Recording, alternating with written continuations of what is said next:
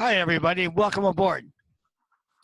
As everyone knows, we are all solicited every day to join the Boy Scouts, the American Red Cross, all kinds of things.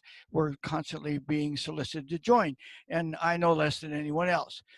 But I was solicited to join the San Diego Oceans Foundation, and their pitch was, we want everyone who is involved in the ocean, whether they be military, whether they be commercial, or whether they be recreational, to accept the role of stewardship for the ocean. Now, stewardship is different than preservation. Stewardship means we are responsible for whatever happens in the ocean, or also what does not happen to the ocean. And I really bit into that one. I like the idea of we are responsible for what happens and what doesn't happen. So I joined the San Diego Oceans Foundation.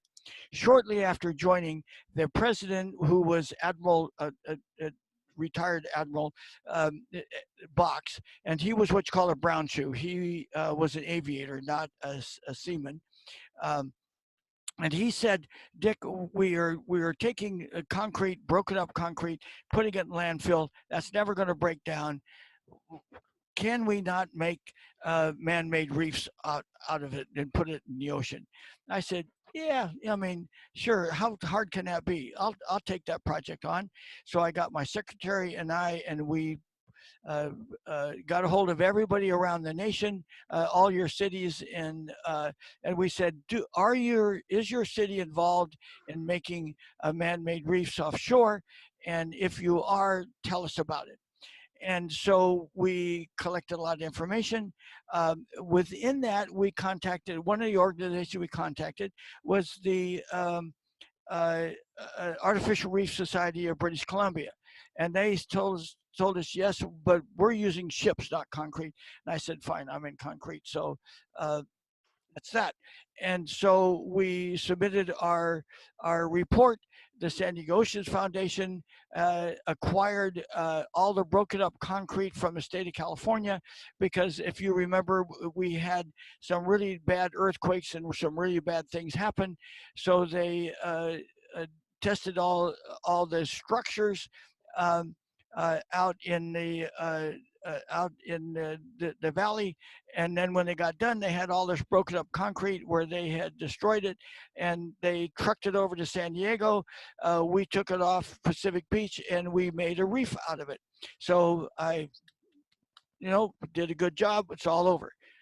Then I get this phone call. It's from Canada.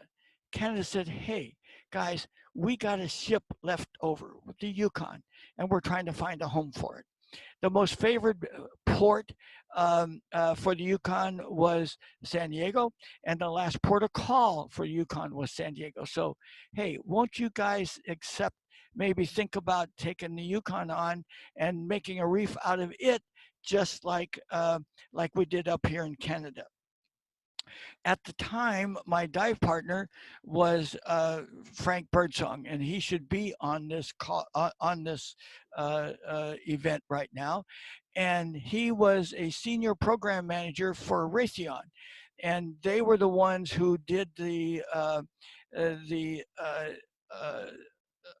airplane that would fly without people. Anyway, so Frank said, hey, yeah, tell them we'll take it on, because I know how to run a project like that. I said, fine. So I told the Canadians, yeah, we'll take their ship and we'll bring it to San Diego, part of the San Diego Oceans Foundation project, which we did. Then Frank gets himself transferred because he had a disagreement with, he didn't want an airplane flying over populated areas with 50 barrels of kerosene in it. So he said, you can't fly the bird. They said, we have to fly the bird. And so he got himself transferred back to Washington, D.C., and left me holding the bag with the ship. Now, at the time, we had 12 people on the board of directors of the San Diego Oceans Foundation, and all of them over the next year quit because this project was so much bigger than they had ever done before. So at the same time, we had everyone promise to support, like the San Diego Chamber of Commerce, the Convention Visitors Bureau, etc. And the Visitors Bureau gave us $50,000 because they can justify that because we're going to bring people here to San Diego.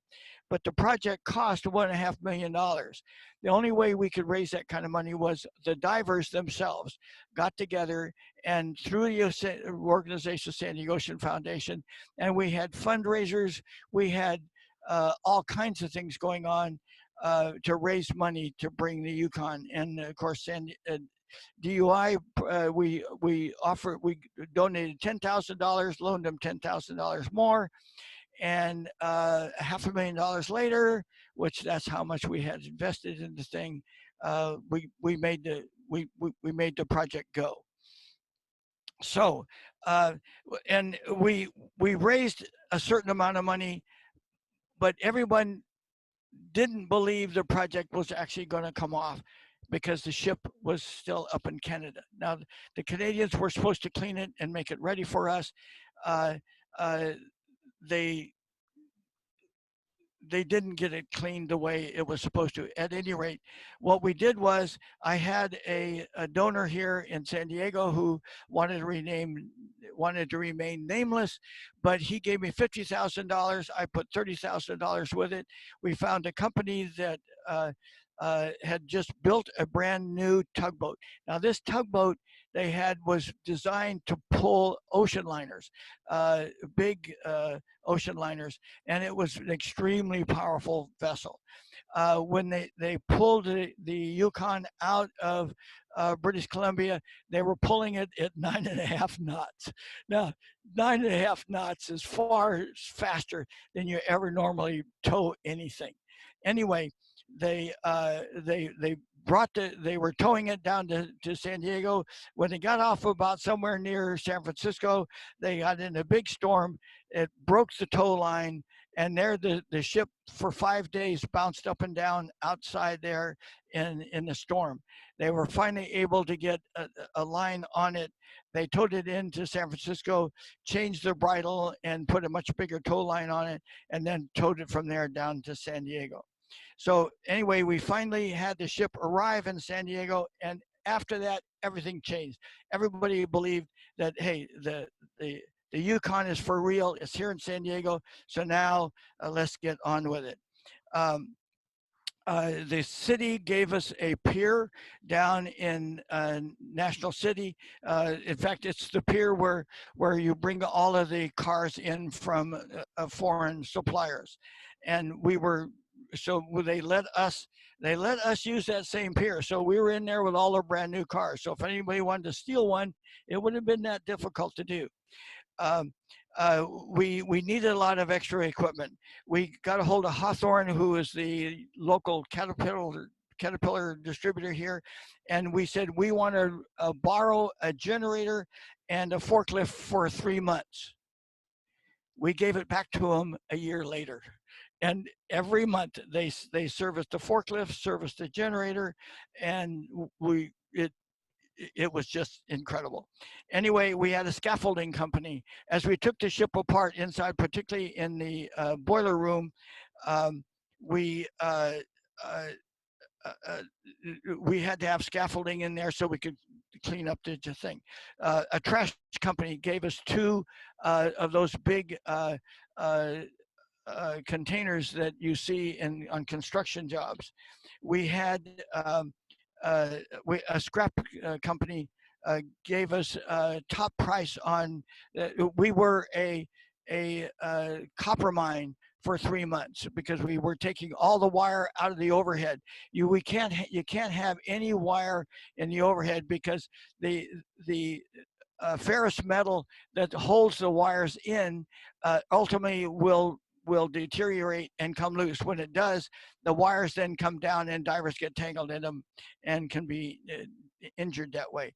So and here you've got a picture of all the wire or just a part of the wire that we were taking out. Again, we became a copper mine for 3 months, and then we became an aluminum mine for 3 months because the superstructure of the Yukon above the main deck level is all made aluminum.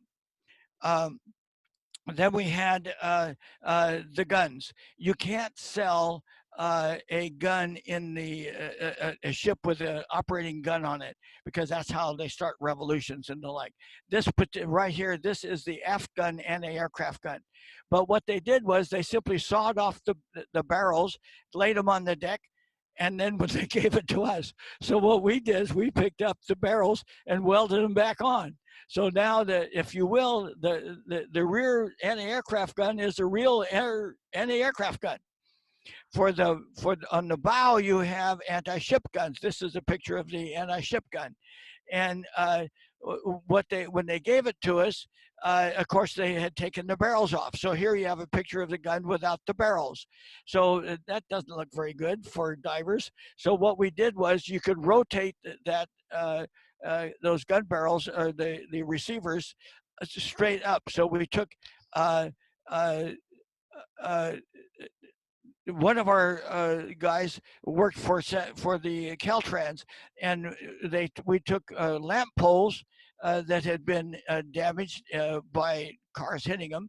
So we then put the lamp poles into the receivers there, poured concrete in there with them. We had them facing straight up to do that. Then when we brought them back down, now the guns are the guns barrels are lampposts from another lifetime.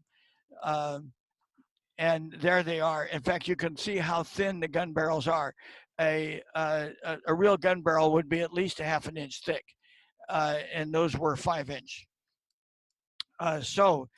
Then we had, and there you see them from different angles, and also as now this one doesn't show it that way, but the only place on the ship that doesn't have growth on it is that top gun barrel. Why? Because the divers come down and they sit on it and have their picture taken, which was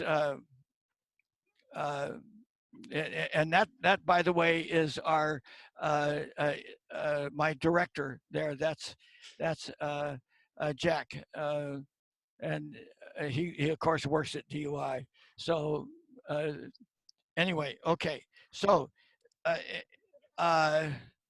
the next we had when you have a warship, you make the assumption that all your enemy is going to be shooting at your bridge. And if they can, because when they do that, they take out the captain and they think they take off the ship. Well, they don't. You have alternate control stations. The actual guy that controls the ship is down in the bowels of the ship, and he has control of the rudders and how fast the propellers are turning. So the guy in the bridge simply tells them how to do it. Then what they have is they have a alternate control station. So if the bridge gets wiped out in battle, then you have an alternate control station. Here you see on the back side of the mast, right up there, and there you go. Okay, that is an alternate control station. And a junior officer, because where you were making the assumption that the captain's been killed, so he can go up there, and there is a set of instruments that tells him how fast the propellers are going, what way the direction of the rudders are, and he can actually control that. He will tell the guy down below what to do. This is this is on my in my backyard. I've got a koi pond on the door to the control to the control station for the filters and whatnot. I have this door. The guys were really good to me. They cut the name out of the ship, and that's what's in the top there. Then you've got the controls. It'll show you which way the rudders are going and which way the propellers, or how fast the propellers are going, and that's the radio or the telephone to go to the control station. The two uh, ports in there are actually from two other boats. There's one came from a sailboat and one came from a ferry boat. But the lights that are on there are actually all came off the Yukon, and you can't see it. But the very top, there is a lamp, a light from the Yukon.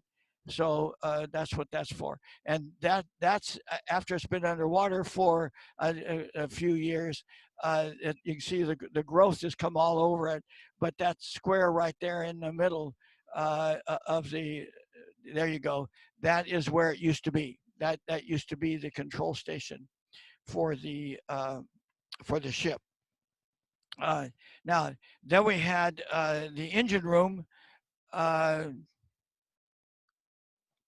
he was going to bring up the engine room.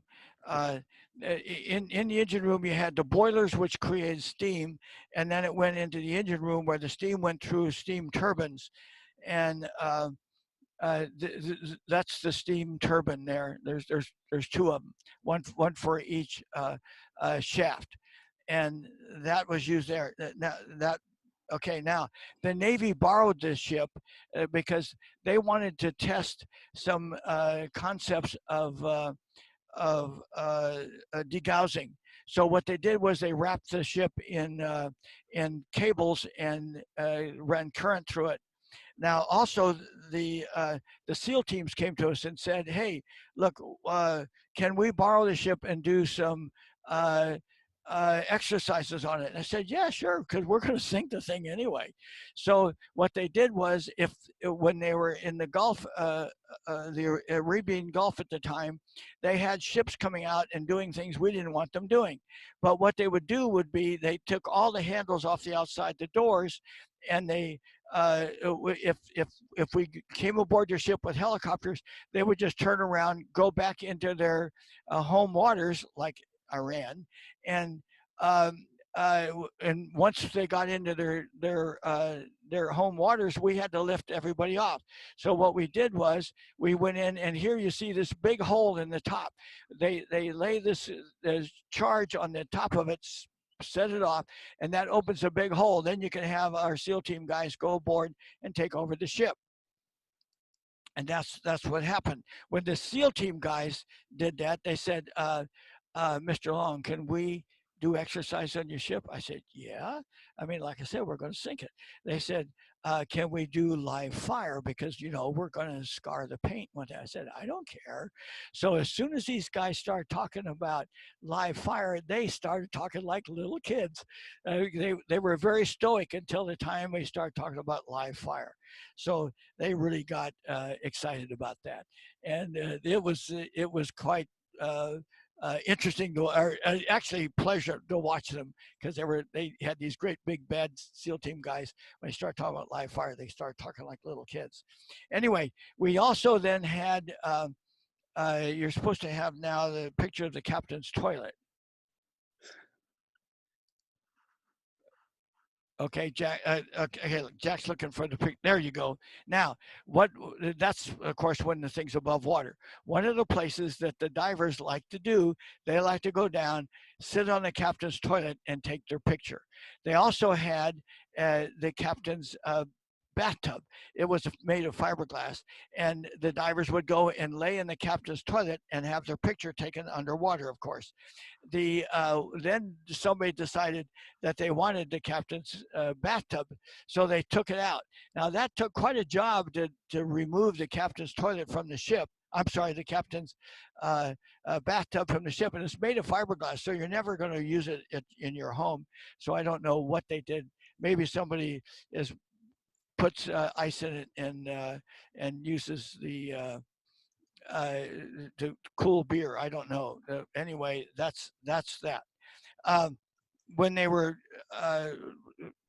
overhauling the ship or preparing the ship, one of the guys that worked on it was Milt Beard, and Milt Beard was a retired electrician. He actually wired up the generator because we had to have lights in the ship for at night, and he started cutting the holes in the side of the ship, and on this is the ship. That's what we call Milt's tilt. That was and that's a description of Milt Beard's. I mean, the ship would never have come to be without Milt, his job. So we called it Milt's Tilt. And Milt, by the way, also was a real good dancer, and the ladies all liked to dance with Milt. Um, we cut 4x4 holes in it on each deck, going down the side of the ship on each deck, so that divers could enter the ship, and wherever you were, you could see your way out. So no matter where you were in the ship, there was a hole, and you could see your way out, so that there would be no reason for guys to lay line inside the ship. Um, and every time Milt would decide, well, I'm going to go back and visit my grandkids somewhere, I would say, Milt, we need a hole cut. And his eyes would glass over and he says, hole? Where? How big? Okay, yeah, I got it. Also, on the ship, you see there's dolphins cut out in the bow. When we were putting the ship together, we had we had school kids come down, and inside they would take a room and they would paint uh, pictures of their interpretation of sea life inside the ship. And back in the mortar bay, they made a dolphin, and they brought down a paper pattern. Well, what Milt did, he took that pattern, because it's like 11 feet tall, 11 feet long, and they put it on the bow, and they then cut out dolphins on both sides of the bow.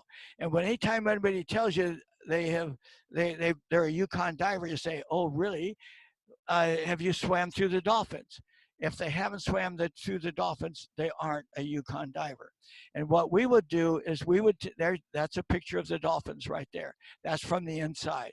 And what we would do is take a diver down under the bow, then he would swim up into the dolphins, swim across the ship and out the other dolphins.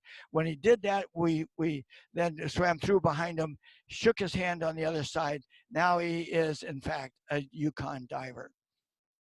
Okay, let me get back here.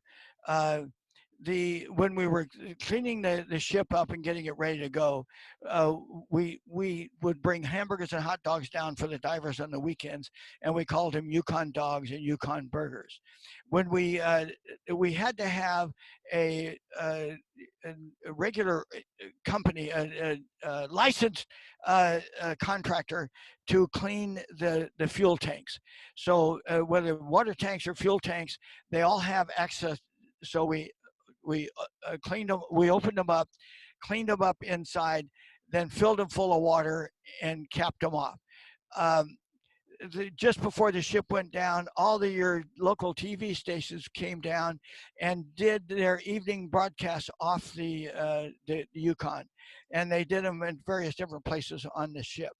The Coast Guard had to certify that this ship was cleaned up and ready to go. So what we did was, I remember I was at one news conference, and one of the TV stations said, well, how do you know that the ship is clean enough? And the Coast Guard, the captain of the Coast Guard said, sir, that ship is clean enough you can eat off the floors anywhere on board that ship. Just before the ship went down, I got very concerned because had hundreds of boats were going to come out, and we had a couple of big of the tour, the 100+ foot long tour boats. I said, you know, if we get a ski boat in between those two ships, that ski boat's going to crack like an egg. And the Coast Guard guy said, hey, don't worry about it, Dick. I had a guy call me up and say, what time do I leave the beach in order to be able to watch the explosives go off?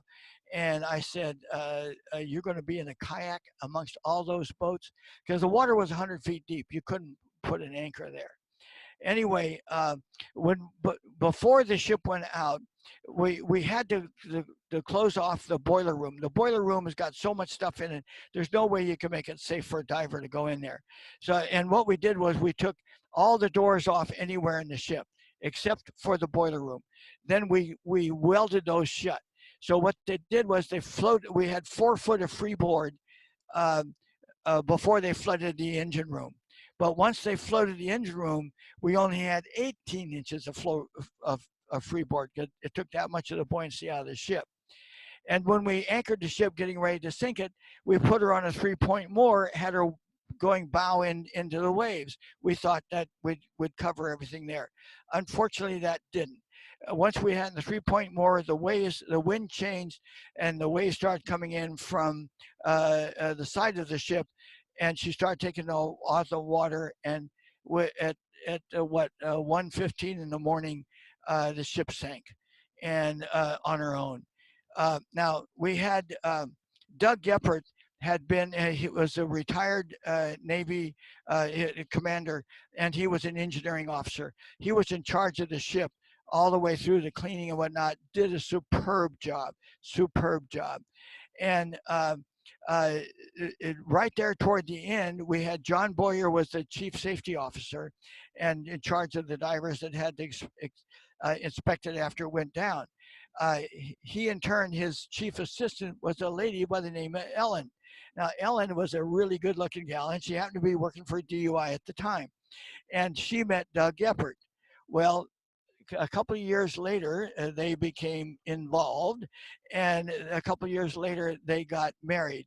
And the minister at their wedding said that their wedding was the last event of Project Yukon. And of course, they're still married to this day, 20 years later.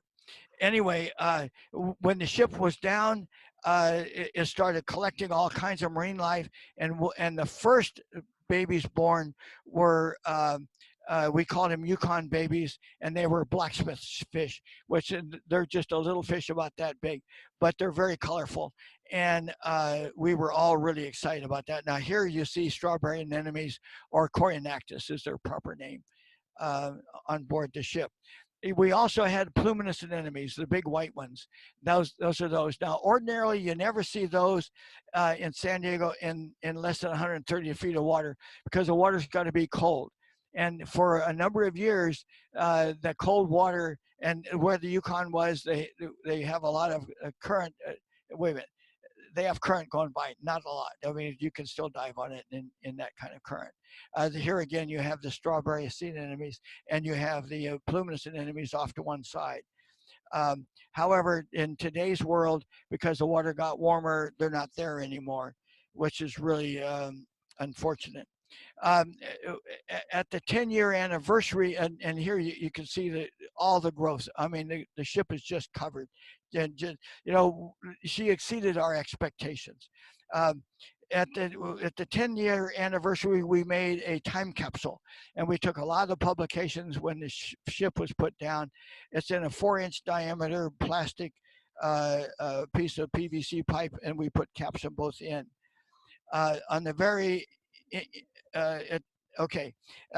and when we were putting the ship down, the RAND Corporation had been given a contract by the Secretary of the Navy to say, what are you going to do with all these hundreds of ships we have left over from World War II? When they made that report, which, and by the way, it's available on the internet, the RAND report said that if you take these ships, it'll cost you a lot of money to clean them and scrap them. But if you make them into man-made reefs, then you can take a tax consumer and turn it into a taxpayer. And for instance, it cost us $1.5 million to put the Yukon on the bottom. I started giving them, I said, look, I'll give you $10,000 and loan you $10,000. Well, it cost us a lot more than that. I've got close to $500,000 in that ship. But of all the things I've ever done, it is by far the most valuable to me. Anyway, the RAND report says that you'll make these ships into taxpayers rather than tax consumers. What they did was they then made an aircraft carrier down in Florida, and they said, look, we're going to put it in deep water, but the divers will be able to get to the flight deck and to the island. But we put her in 220 feet of water. And the divers on the first day came up with sand in their hand. In other words, the divers will go all the way to the bottom. They went down below the flight deck. And that's the Oriskany. They also put down off of in Florida, they have the Spiegel Grove. Then they put the Vandenberg down off of Key West. Um, anyway, and my plan was to put one ship down every 3 years here in San Diego. And what I wanted to do was because the government would give you money to do it. I wanted to put one ship down somewhere in the United States every month, and we had enough ships to do it. And again, the government had to get rid of them. They ended up, and the divers could work on these ships during the winter months. Anyway, uh, and we had a bunch of the Mexican divers come up and help us with the Yukon. I mean, the fish and the divers go back and forth across that border. They don't pay attention to it. Anyway, the we helped the Mexican divers sink the Uribe. The Uribe was a patrol boat, 220 feet long, had a helicopter deck on the back, and the hangar to keep it in, and they had a small gun on it uh, that they used to run off drug dealers and that kind of thing. Anyway, the problem we had was that, and this is a real tragedy, that the ship repair people believed that we would take money from them to to prepare and sink those ships. They'll pay $15 an hour for a laborer to come aboard, because that's all it takes to prepare those ships to sink them. Whereas they can get $150 an hour, 10 times that, to have a technician go aboard to repair their electronics. So what happened was all of these ships that they had there in San Francisco Bay got cleaned because they wanted them to clean all the invasive species off that had collected on them. Then they towed them through the canal, and the Panama Canal, took them to Galveston, where they paid millions of dollars to have a company turn them into scrap. And to me, that is such a terrible waste, because we could have had those ships all around our nation and made into man-made reefs and had them become, in fact, they become fish hatcheries, because the little fish that can go in there, they lay their eggs.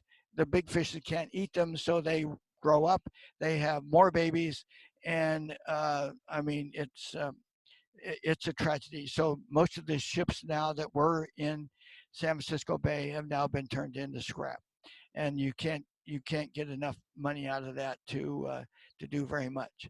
Okay, now that that brings me up to, I'm ready for questions.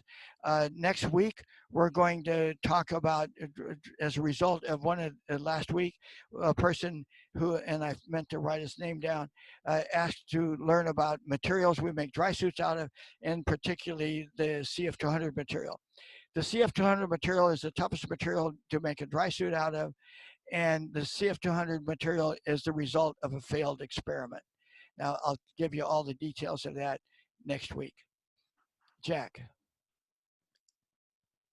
Okay. Hang on. So one of the questions that's come up is, so in San Diego, we have very few wrecks compared to some other places like in Florida or the Bahamas. How does their wrecks different from what was done here in San Diego or California?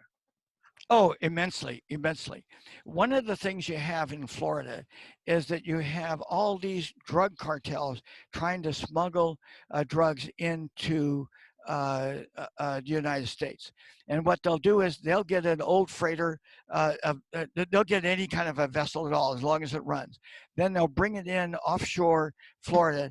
Then when they get in close to shore, then they'll offload the drugs into small boats, and they bring them ashore in small boats. Well, when the Coast Guard arrests these people and they get the ship, then they try them and they put them to jail and all that. Then they'll take and give the ship to any county in Florida. Now, ships to reefs in Florida is done by counties. So therefore, if you want a ship, all you have to do is tell the Coast Guard when you're done with it, give it to us and we'll sink it. And those ships, therefore, are all small.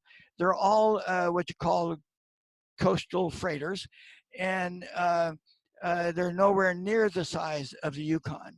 And the Yukon, I got from the Canadian government. We paid, I think, uh, we paid like $40,000, I think, for the thing. And the Canadians, the Artificial Reef Society of British Columbia cleaned it up to a point. When we got it here, we spent 14 months cleaning it better and removing all of the but things that might have toxic material. And for instance, we can't leave any PCBs on board. So all your transformers and things of that nature, we had to take out. Okay, so the next question is, are there any new potential wreck projects in the works for San Diego? I know that we have the Maritime Museum down in San Diego Harbor, where one of the Russian submarines is currently. Correct. And we spent a lot of time with the San Diego Maritime Museum, and they knew that this ship, in fact, the city wants them to get rid of that thing. The problem is that submarines are built quite small, so therefore you can't have divers go down and go from one room, if you will, in a submarine to another one, because the passageway is too small. But we could get in the front torpedo room, and we could get in the aft torpedo room, because those are big enough. You cut a big hole in the top, people can get inside of those. And so that has been the plan. The problem is that the state of California has an artificial reef department. It lives in a file drawer in a file, because years ago, the California quit funding within the Fish and Game Department the artificial reef division. So therefore, they have no money to do anything. So therefore, you can't put a man-made reef or an artificial reef down anywhere in the state of California, because the state of California's Fish and Game Department has zero money to use for that purpose. Now, okay, so now what do? We have the Uribe. We put the Uribe on, what, 5 years ago? It's right off Ensenada. Hey guys, that's a local drive. So we can go down there and you can go out and dive on it. And she's only in like 80 feet of water.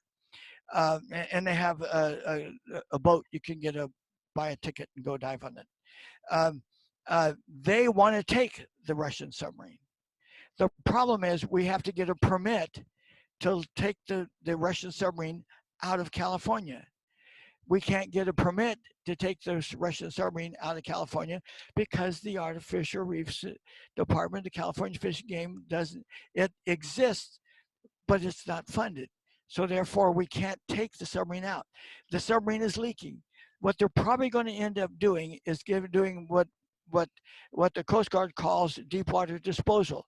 They'll take it out into deep water, thousands of feet of water, scuttle it, and it'll go to the bottom.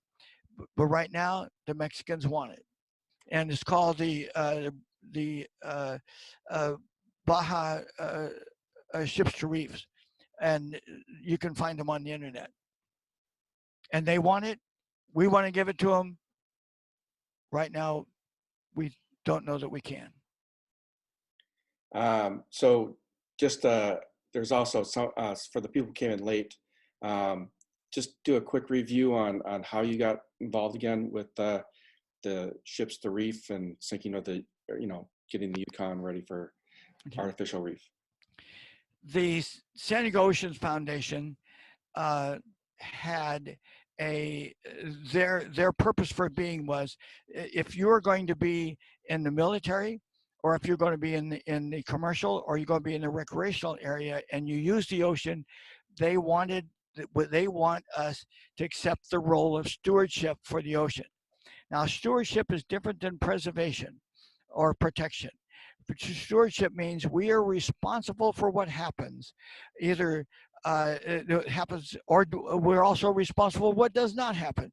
Because if we accept the role of stewardship, we're supposed to take care of the ocean. We're supposed to accept responsibility for doing things for the ocean. So the San Diego Oceans Foundation was was started actually by President Reagan, and that was its purpose in life. They got me to join it because of that, of their role of stewardship for the ocean. And that's what got me in. Then Admiral Box, who was the president at the time, asked me to do a survey so we could dispose of concrete and make that into an artificial reef, which I did, and we did, and we took all the material that was used after the big earthquakes in redesigning your, because all of your freeways have now been redesigned to withstand earthquakes, and that's what got us started. Then I got a phone call in doing the survey of what you do. I ran into the guys in British Columbia. They said they were using ships to make man-made reefs out of, and they had this whole group of Canadian destroyers that were now being decommissioned that they were using for that. Then they called me up and said, "Hey, look, we have an extra destroyer. Do you want one?" And my dive partner at the time said, yeah, we want it. Give it to us. And then he got himself transferred back to Washington, D.C. and left me holding the bag. And that's how I got involved in the artificial reef So business. there's actually a sister ship to the Yukon, the HMCS Mackenzie. Were you involved with that one at all? No, I wasn't involved in it, but I dove in it shortly after it went down. In fact, there's a series of these ships. There's probably at least 6 of them that have been made into reefs up in Canada and British Columbia. And they're worth going to see, guys. They are. And British Columbia is a first-class place to dive. You don't have great visibility unless you get up in the Queen Charlotte Islands, and I've dove up there. So another question about the planned positioning of the Yukon. It was obviously supposed to be upright, and with the premature sinking of the ship, and how did it end up settling on the bottom, and what are the results of that? Well, okay, we did a survey. We went all the way from way up at La Jolla, all around La Jolla, and came down to Pacific Beach.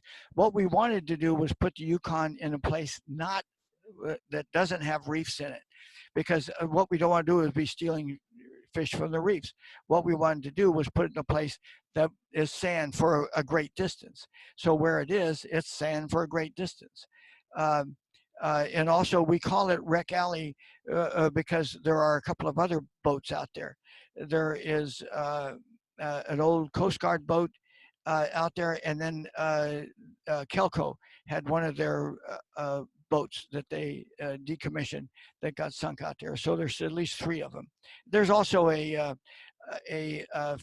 big fishing boat that became derelict, and they towed out there, and it's made of fiberglass. The others are all made of steel. Okay. So therefore, the location, we did a survey. We decided that was the best location, and that's where we put it. We felt if we put in 100 feet of water, that divers could go to it, and she's 55 feet to the top, and even brand new divers can go and dive the top of the Yukon. Okay, there was another part to your question. Yeah, but how did it end up settling? Because all the pictures are obviously it shows the ship listed over. I don't like to talk about that. Oh. Okay. You guys always want to take and embarrass the crap out of me. Okay, look, what we did was we cut holes in the side, 4 foot by 4 foot on every deck. And they're anywhere from 15 to 20 feet apart, going down the side of the ship. And we put those holes in there so that the divers could go in and out.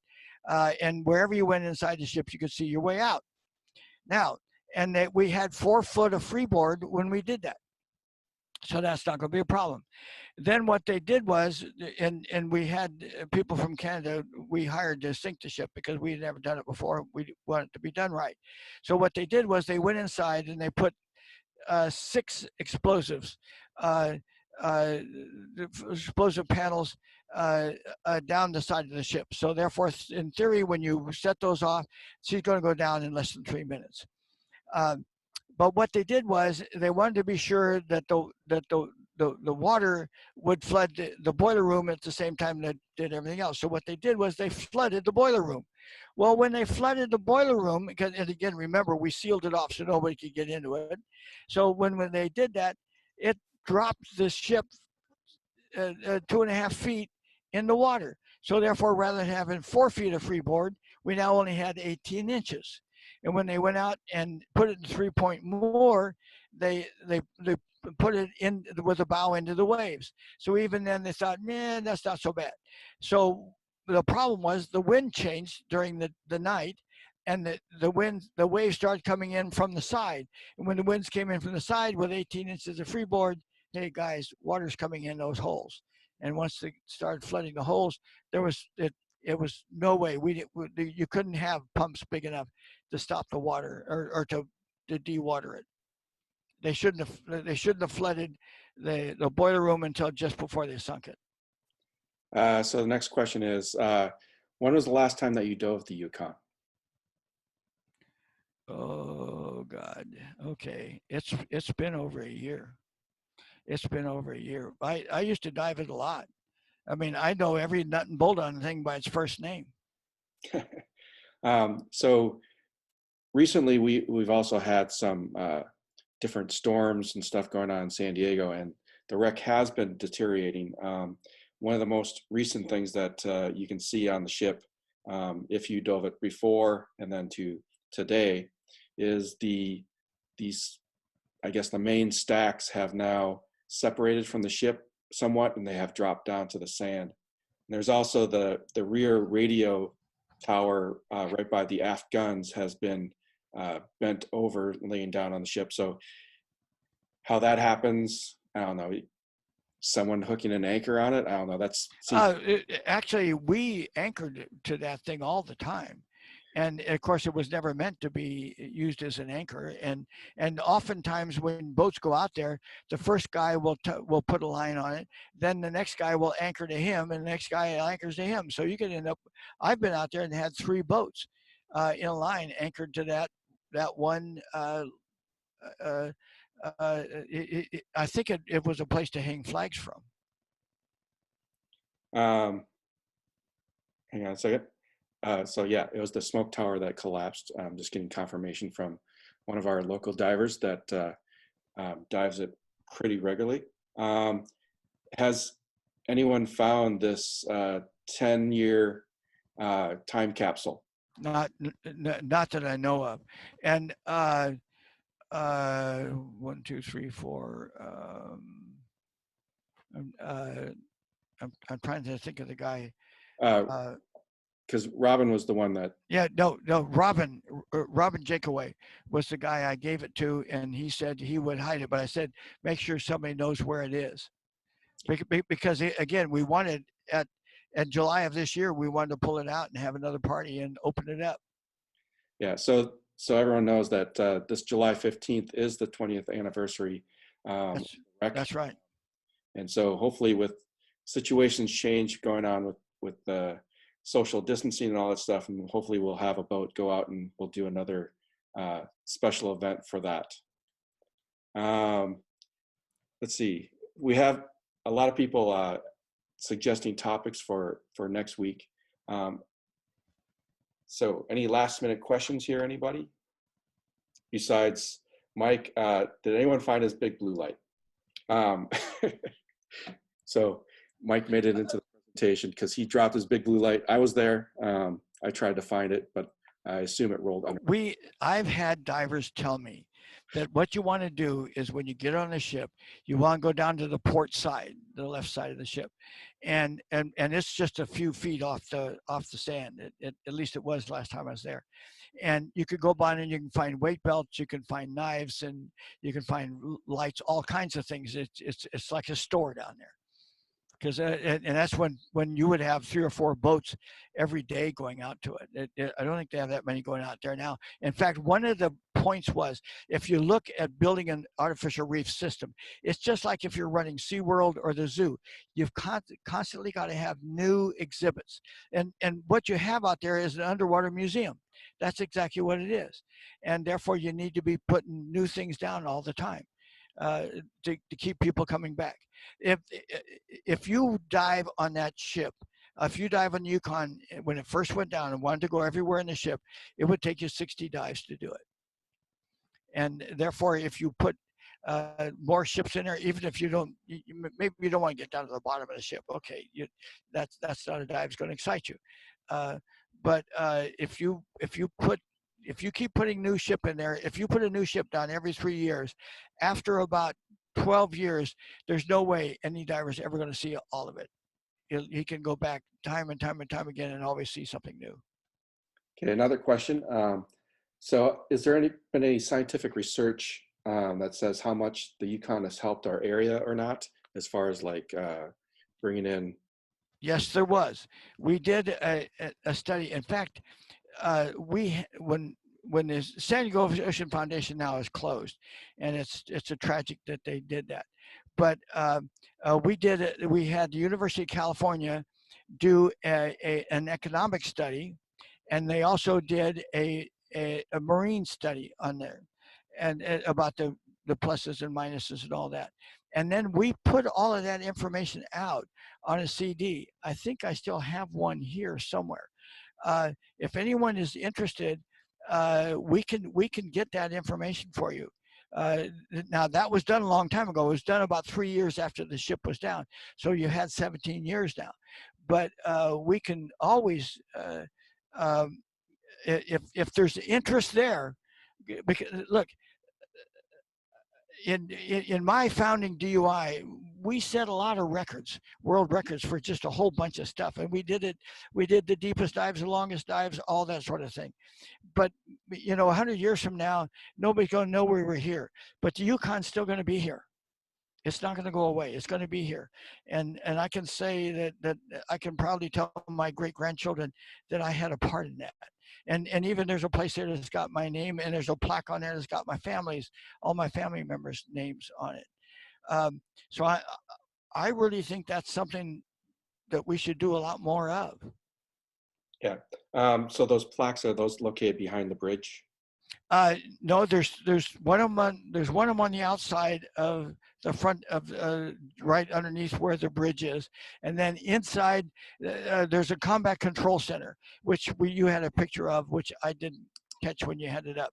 But inside the combat control center on that forward wall, there's a whole series of plaques that got everybody's name on it, and yes, in that room itself, and on the forward part of that bulkhead, there are a whole series of plaques, and we used to go in and clean them off. I don't know because anytime you got sunlight, you're going to get algae growing on them or seaweed growing on them, and then even if you don't, it just grows a lot slower. So another question is, what's the typical visibility when diving the Yukon, and what's the best time of the year?